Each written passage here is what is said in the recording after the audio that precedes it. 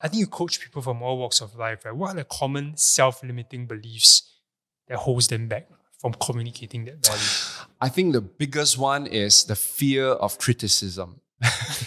The fear of judgment, the fear of looking stupid in front of people. In a nutshell, people's opinions. I think that's one of the biggest problems. Okay.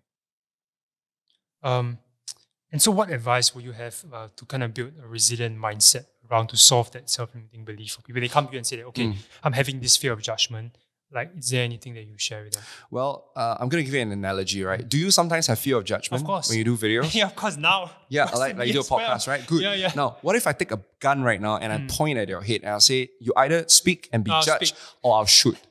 I'll speak. Why? Because you value your life more than people's opinions. That's how you deal with opinions. You just got to find something more important and put it side by side to it.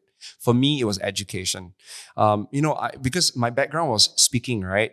And I had a lot of fear back then, in speaking in front of crowds, especially because I have this mindset that I'm Asian, people might not understand my English, and I was speaking to predominantly a Western audience.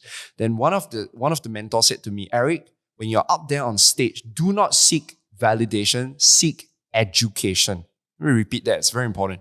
Do not seek validation, seek education. So whenever you're speaking, doesn't matter how they feedback to you, you're there to improve and get the best out of you. In other words, what drives me is mastery more than criticism or feedback. Sure.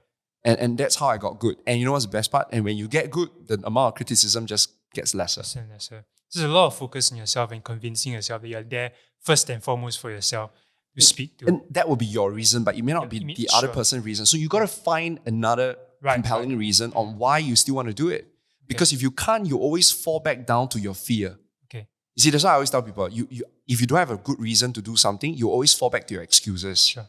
Right? So the question I think everybody needs to think about is, why do you want to put yourself out there?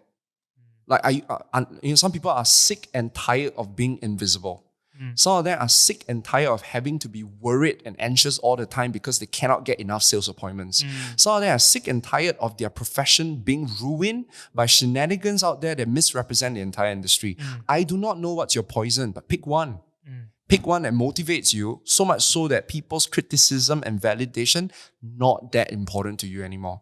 I think that will really help any one of them, any one of your followers listening to this right now, get a breakthrough. Thank you.